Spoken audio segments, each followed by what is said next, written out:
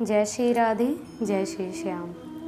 अब हम आगे की कथा वर्णन करते हैं। तो वाल्मीकि रामायण में अब 12वें सर्ग में ये वर्णन किया गया कि राजा दशरथ जब ऋषि श्रृंग को लेकर के आए तो वशिष्ठ आदि मुनि सभी प्रसन्न हुए और सभी से आज्ञा लेकर के राजा दशरथ ने अश्वमेध यज्ञ की तैयारी प्रारंभ करी।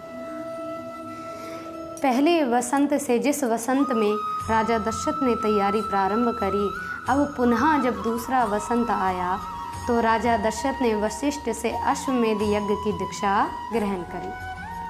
अब तैयारी प्रारंभ करी गई तो सरयू नदी के तट पर जा कर के राजा दशरथ ने सभी ऋषि मुनियों सबको बुलवा करके कहा कि आप यज्ञ का प्रारंभ करें।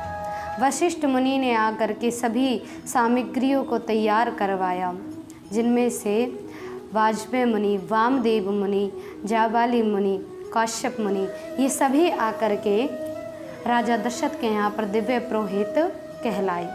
इन्होंने आकर के यज्ञ की दिव्य सामग्रियों को तैयार किया, सभी यज्ञ की तैयारी करी गई। अब तो राजा दशरथ को कहा कि जाओ जा कर के अपने सभी प्रेमी बंधु राजाओं को निमंत्रण दे करके आओ। राजा दशरथ ने सभी को निमंत्रण भिजवाया और तो और राजा दशरथ ने ऐसी दिव्य ईंटें मंगवाई और उनसे सरयू नदी के किनारे तट पर ऐसे ऐसे शिविर, दिव्य शिविर बनवाए, जिन शिविर में आकर के उनके मैत्री राजा ठहर सकें। सरयू नदी के किनारे पर राजा दशरथ ने छोटे छोटे दिव्य ऐसे महल बनवाए, जिन महल में, जिन शिविरों में आकर के सभी उनके मैत्री राजा आकर के रहें और यज्ञ में शामिल हो सकें। राजा दशरथ ने सभी की तैयारी करी और अश्वमेध यज्ञ को तैयार करने लगे। जब प्रारंभ करने लगे तो अब राजा दशरथ के सभी मैत्री राजा आए। अब तो राज सिंह राजा, जो राजा दशरथ के ससुर कहलाते थे, के देश के राजा दशरथ के ससुर भी आए। कौशल देश के राजा भानुमान सिंह आए और तो और मगध देश के राजा प्रतिज्ञा आए। सौराष्ट्र देश के राजा आए। अंग देश के राजा रोमपाद आए। सभी मैत्री राजा जब राजा दशरथ के उस यज्ञ में शामिल हो गए तो राजा बड़े ही प्रसन्न हुए। उन सब को शिविर में उनके जो निर्माण किए थे महल, उनको वहाँ ठहराया। राजा दशरथ ने अब अपनी रानियों को बुलवाया, यज्ञ की दीक्षा ग्रहण करी।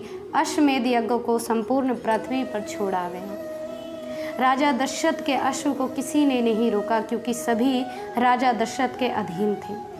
सभी राजा दशरथ के सानिध्य में रहना चाहते थे। इसीलिए राजा दशरथ का अश्वमेध यज्ञ बड़ा दिव्य पूर्ण रूप से होने लगा। राजा दशरथ के अश्वमेध यज्ञ के जब अश्व को छोड़ा गया, इधर ऋषि श्रृंग को अपूर्ण रूप से उस यज्ञ में शामिल किया गया।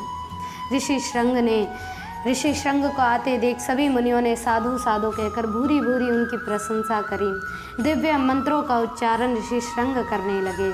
जब बारी आई कि अब उस यज्ञ भूमि में यूप प्रतिबिंबित यानी यूपों को खड़ा किया जाए, यूप यानी खम्भे, यज्ञ में खम्भों को खड़ा करने लगे तो जिनमें से 6 बेलगिरी के खम्भ खड़े करे, 6 पलास के करे, 6 खैर के करे और जिनमें से 2 देवदारू के वृक्ष थे, देवदारू के वृक्ष की लकड़ी के खम्भ थे वो, और जिनमें से 1 बहेड़े का वृक्ष के जो लकड़ी थी, उस लकड़ी से यूप को खड़ा किया गया। ऐसे 21 प्रयुक्त उन्नति बनाई गई और जिनमें से अलग अलग प्रकार के चारों ओर से 4-4 अंगुल की दिशाओं में ले जाकर के यूपों को खड़ा किया गया। और तो और जो 4 हाथ की भूमि बनाई गई, 16 हाथ 16 योजन का वह यज्ञ भूमि का मंडप लगाया गया। ऐसी दिव्य शोभा उस यज्ञ की होने लगी। सभी ऋषि मुनियों ने पूर्ण विधि से सभी कार्य किए, सभी विधि पूर्वक उन कार्यों को करने लगे। अब तो राजा दशरथ अपने उस यज्ञ को देखकर बड़े ही प्रसन्न होने लगे। सभी दूर दूर देश के राजा आए और राजा दशरथ के उस अश्वमेध यज्ञ में शामिल हुए। जब पूर्ण रूप से राजा दशरथ का यज्ञ सफल हो गया तो ऋषि श्रृंग ने उसे आशीर्वाद दिया कि राजन, तुम्हारे 4 पुत्र होंगे जो बड़े ही प्रतापवान होंगे, तुम्हारे राज्य को सुगढ़ रूप से उन्नति प्राप्त कराएंगे। राजा दशरथ ये शब्द सुनकर बड़े प्रसन्न हुए और ऋषि श्रंग के चरणों में गिरे। अब ऋषि श्रंग इत्यादि को जब दक्षिणा राजा दशरथ देने लगे तो राजा दशरथ ने 10 लाख स्वर्ण, जिनके सींग को मढ़ा गया स्वर्ण से, सोने से सींग से मड़ी हुई वो दिव्य 10 लाख गैया राजा दशरथ ने सभी को, जो जितने भी पुरोहित थे सभी को दान करी।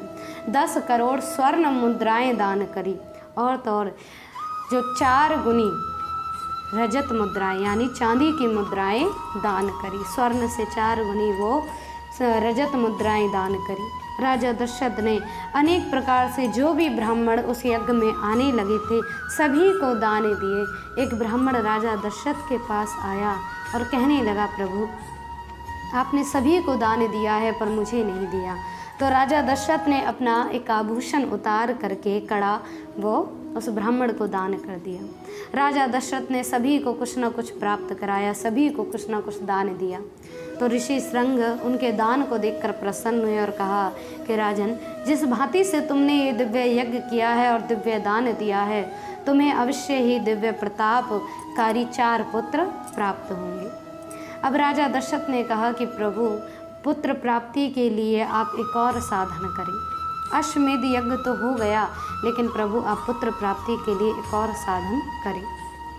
ऋषि श्रंग इस बात को सुनकर प्रसन्न हुए और अब आगे ऋषि श्रंग क्या साधन करते हैं जिससे कि राजा दशरथ को 4 पुत्रों की प्राप्ति होगी।